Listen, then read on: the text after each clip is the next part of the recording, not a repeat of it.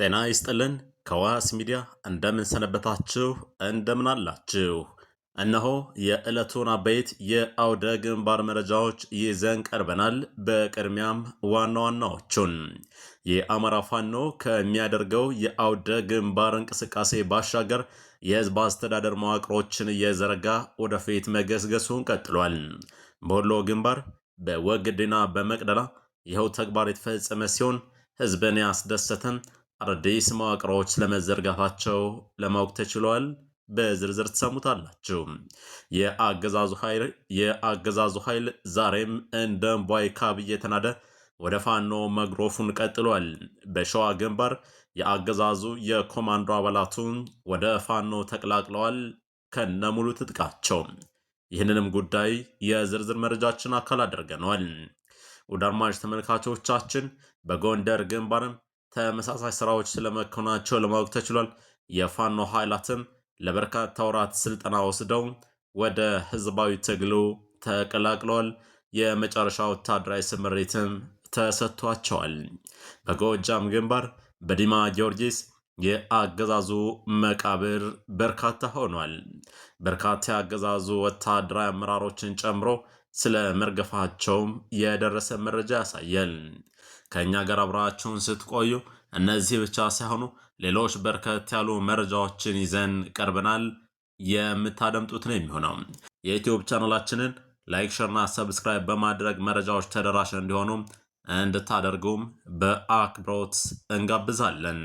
እነሆ ወደ ዝርዝር መረጃዎቹ ተሸጋግረናል። ጎጃም የአገዛዙ ስርዓተ መቃብሩ በታላቁ ዲማ ጊዮርጊስ የተፈጸመ ቀጥሏል። የይበገሬው 64ኛ ክፍለ ጦር በዲማ ከተማና በለምጨን ባካሄደው ለአስጨራሽ ውጊያ በርካታ የአገዛዙ ሰራዊት የሰማይ አሞራ ሲሳይ ሆነዋል። በጀነራል ሶፊያ በክሪ ትዕዛዝ ኮሎኔል ጸጋዬ በጮቄ ሰንሰለታማ ተራሮች በታንክ በመድፍ በቢኤም እና ዙ 3 ታጅበው በሞርታር በዲሽቃና በእግረኛ ሰራዊት እየገሰገሰ ወደ ፋኖ ቀጠና ዘው ብሎ የገባ ቢሆንም ይህ ግን ለፋኖዎች እንደ ሲሳይ እንጂ እንደ መርገምት አልቆጠሩትም። በለምጨን መስመር በጎተራ ወይራና ጠልማ በዲንሳ ነቁራ ቦርቦርና በ74ኛ ክፍለ ጦር ቀጠና ብራጅት ቀበሌ አደማሱን አስፍቶ የፋኖን እንቅስቃሴ በመምታት ሙሉ ለሙሉ ከቀጠናው ለማጽዳት አስበው እንቅስቃሴ ቢፈጽምም ያሰበው ግን አልሰመረለትም። በኮሎኔል ጸጋይ መሪነት በጎጃም ከተለያዩ ቦታዎች ተውጣጣና ተጨማሪ ኃይል በመያዝ ከጮቄ ተራራ እስከ አባይ ሸለቆ ያለን የፋኖ ሰራዊት አጸዳለሁ ብሎ ዘው ብሎ ቢገባም ከረመጡ ዲማ ጊዮርጊስ፣ ለምጨን፣ ዲንሳ ነቆራ፣ ቦረቦር ገባው ኃይል እዛው እንዲቀር ተደርጓል። በሰራዊቱ በዲማ ደብረ ጽሞና ተርቦች በክፍለ ጦር ስር በሚገኙ ንስር ኮማንዶዎች በለምጨን የበላይ ግልገሎች ባለማየት ስቴ ቀቦች በ74ኛ ክፍለ ጦር ክንድ አማካኝነት በክፍለ ጦር ወታደራዊ አመራሮችና አባላት የጠላት ሰራዊት በዲማ ጊዮርጊስ ግብአት መሬቱ ተፈጽመዋል። የጀነራል ሶፊያ በክሪ ትዕዛዝን የተቀበሉ ጀነራሎችና ኮሎኔሎች የአማራ ህዝብ ከምድረ ገጽ ማጥፋት እየኳተነ የሚገኘው አገዛዝ በእነማይ ወረዳ ዲማ ጊዮርጊስና በአካባቢውም ወረራና ጭፍጨፋ ለመፈጸም በእግረኛ ሰራዊት በሰማይ ሰው አልባ ድሮኖች ታግዘው በከባድ መሳሪያዎቹ ተማምኖ ቢገባም በ64ኛ ክፍለ ጦር አናብስቶች የውሃ ሽታ ሆነዋል። በደጃዝማች በላይ ዘለቀ ልጆች በዲማ ከተማ በተሰራው በዚህ ልዩ ኦፕሬሽንና ለአስጨራሽ አውደ ውጊያ 18 ክላሽ 105 የመከላከያ ሙትና ቁስለኛ ሆነ፣ 15 ክላሽ የተማረከ፣ 12 በላይ አርማ ብተና፣ 21 የሚሊሻና 24 የፖሊስ አባላትን ስለ መደምሰሳቸው ለማወቅ ተችሏል። 24 የሚሊሻ አባላት ከባድና ቀላል ቁስለኛ ሆነው በደብረ ወርቅ ከተማ የታከሙ ይገኛሉ። በዚሁ ከተማ ከተቀበሩ የፖሊስና የሚሊሻ አባላት መካከልም ጀንበሩ ይበልጣል፣ ተስፋዬ፣ ጌትነት ተሾመ፣ አበባው ደሴ ፈረደና እንዳለማው ባለውን ጨምሮ ታደይ አበዩ አዱኛው ይቆይህ የተባለና ተሾመ ጌትነት ጨምሮ የሚሊሻ አባላት የሞቱ ስለመሆናቸው ለማወቅ ተችሏል።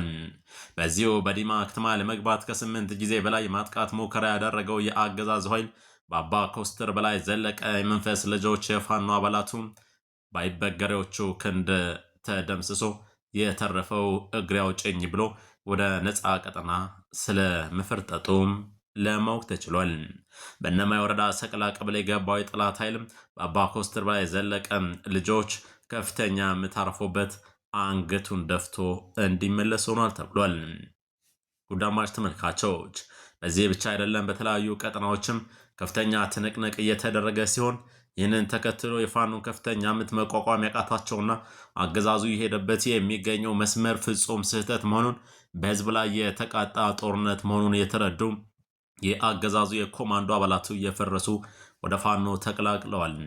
ግፍን የተቃወሙት የአገዛዙ ወታደሮች ታዲያ ከነ ሙሉ ትጥቃቸው ነው ፋኖን የተቀላቀሉት።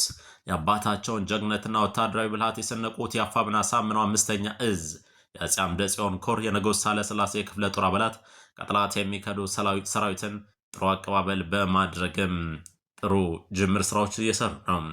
የአገዛዙ ሰራዊት እየተዳከመና እየፈረሰ በሚገኝበት በዚህ ወቅት የአገዛዙን ብልጽግና ውድቀት የተረዱት የጦር አባላት ቆራጥ ውሳኔ በመወሰን ከነሙሉ ትጥቃቸው በመውጣት ፋኖን ተቀላቅሏል።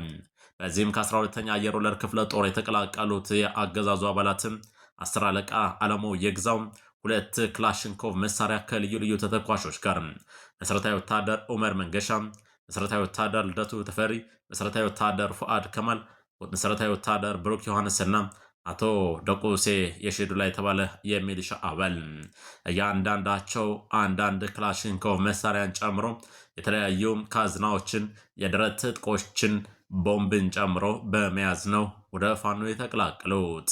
ታዲያም አንድ ባለ ሁለት እግር ክላሽ፣ አንድ ካዝናን 30 ተተኳሽና በድምሩ 7 ክላሽ 1402 ተተኳሽ 27 ካዝና 5 የደረት ትጥቅ 8 ኤፍ1 ቦምብና 2 ወታደራዊ ቦርሳ በክፍለ ጦሩ ስለ ርክክብ ስለመደረጉ ነው ለማወቅ የተቻለው። የፋኖ አባላቱም አዳዲስ የሚመጡ የአገዛዙ ኃይል አባላትን ለመቀበል ዝግጁ መሆናቸውን በመጥቀስ ወደ ፋኖ የተቀላቀሉ አባላቱም ለቀሪ ጓዶቻቸው የአገዛዙን የሐሰት ፕሮፓጋንዳ ችላ በማለት ወደ ፋኖ ተቀላቅለው እውነተኛ ህዝባዊ ትግሉን ከፊት ሆነው እንዲማሩ ጥሪ አቅርበውላቸዋል። ወደ አድማጭ ተመልካቾች ወደ ሌሎች መረጃ እንሸጋግራለን። በኦሮሚያ የአገዛዙ ኃይል በመረባረብ በንጹሐን የአማራ ተወላጆች ላይ ከፍተኛ ግፍና በደል እያደረሱ ቀጥለዋል። በየቤቱ እየገቡ ከፍተኛ ንብረትን እያወደሙ በርካቶችን እየገደሉ እንዳሻቸው እንደ ዱር አራዊት ማሰብ በማይችል ሁኔታ ዘግናይ ግፍን እየፈጸሙ ይገኛሉ። መሸሽ ያልቻሉ አቅመ ደካማ ሴቶችና ህፃናትን በቤታቸው እንደተኙ በከባድ መሳሪያ ቤቱን ይመቱታል። በአንዳንድ ቦታ ደግሞ ቤታቸው ላይ መሞት ያልቻሉትን ቤት ውስጥ ቆልፈው እሳት ይለቁባቸዋል። አንዳንዶቹን ወደ ቤት ዘልቀው ገብተው ከሞት የተረፉበትን በተኙበት አርደዋቸዋል። የሆዴድ ገዳ ኮማንዶና ኢንተርሃሞይ ቄሮ ወጣት በአማራ ቀበሌዎች እየዞሩ የፈጸሙትን ግፍ ቃላት ጉልበት ኖሯቸው አያብራሩትም። ይህ በአንገር ጉትንና በአካባቢው በከፍተኛ ሁኔታ የታየ ሲሆን እንደ ትልቅ ጀብዱና ስራ ራሳቸውን በሰልፊ ካሜራ እየቀረጹ የአማራን ቤት ሲያነዱና ሲያቃጥሉ ንጹሐንን አንበርክከው ሲረሽኗቸው የሚያሳዩ ተንቀሳቃሽ ምስሎችን እያጋሩ ነው። ይሁንና ግን ይህ በአገዛዙ የሚደገፍ ቅዱስ ተግባር ነውና አንዳችም እንኳን ተው ረፉ፣ ይህ ነውር ነው፣ የሰው ልጅ ስለምን እንደዚህ አይነት የጭካኔ ተግባር ይፈጽማል የሚላቸው አንዳችስ እንኳ የለም። ይህንን ግፍና መከራ ታሪክ ይፋረዳቸዋልና እኛም መረጃውን ከስር ከስር ማድረሳችንን እንቀጥላለን። ወደ ሌሎች አውደ ግንባር መረጃዎቻችን እንሸጋገራለን። ወዳማች ተመልካቾች ከአውደ ግንባር ጎን ለጎን የፋኖ ኃይላት በየጊዜው እየሰለጠኑ ወታደራዊ አካላዊ ብቃታቸውን እያሻሻሉ ይገኛሉ። የአፋብን በላይ ዘለቀ 3ኛ እዝ 305ኛ ጎቤ መልክ የኮር 76ኛ ክፍለ ጦር ለወራት ሲያሰለጥናቸው የቆዩ የቁርጥ ቀን ልጆችን አስመርቋል። የኮሩ ዋና ወታደራዊ አዛዥ፣ የኮሩም የአስተዳደር መምሪያ ኃላፊ፣ የኮር የጸጥታ መምሪያ ኃላፊና ልዩ ልዩ የኮርና የእዝ ኃላፊዎች በተገኙበት በትላንትናው ዕለት የፋኖ ምርቃት ፕሮግራሙ ተከናውኗል። ላለፉት 3 ተከታታይ ወራት ያጋጥሟቸውን ሁለገብ ችግሮችና ፈተናዎች በጽናት በመጋፈጥ የጀመሩትን ጠንካራ ወታደራዊና ስልታዊ ስልጠናም በስኬት አጠናቀዋል። ለቀጣይ ወታደራዊ ግዳጅ ስምሪትም ዝግጁ መሆናቸውን ነው ቃለ መሃላ መፈጸም ያስታወቁት። የምኒልክ ዕዝ በተለያዩ ቀጠናዎች አሸንፎ ነፃ በወጣቸው ልዩ ልዩ የመቅደላና የወግዲ አካባቢዎችን የህዝብ አስተዳደር መዋቅሩን እየሰራ ይገኛል። የምኒልክ ዕዝ 15ኛ ኮር 153ኛ ክፍለ ጦር በደቡብ ወሎ ዞን በወግዲ ወረዳና በአካባቢው ነፃ ባደረጋቸው የንዑስ ወረዳ የወረዳና የቀበሌ ደረጃዎችም የህዝብ አስተዳደር መዋቅሩን ዘርግቷል። በወግዲ ዙሪያ በአበየ ጉርባ፣ በማካፍታ፣ በጎረንጅና በዘምድ ቀጠናዎችም ሙሉ በሙሉ የፋኖ መዋቅር በመዘርጋት ለሚ ቀጠና ላይ የእዝ የኮርና የክፍለ ጦር አመራሮች በተገኙበት ይፋ አድርጓል። እንደሚታወቀው በወግዲና በአጎራባች ቀበሌዎች የሚንቀሳቀሰው 153ኛ ክፍለ ጦር አናብስቶች በሚያደርጉት ለአስጨራሽ ተጋድለው የብልጽግና መራሹ መንግስት ቀበሌና ቀጠናዎችን በመልቀቅ 01 ቀበሌ ብቻ ሰፍሮ እንዲቀመጥ አድርገውታል። በተመሳሳይ በመቅደላ ወረዳም እንደዚሁ የህዝብ አስተዳደር የተሰራባቸው ስራዎች ናቸው።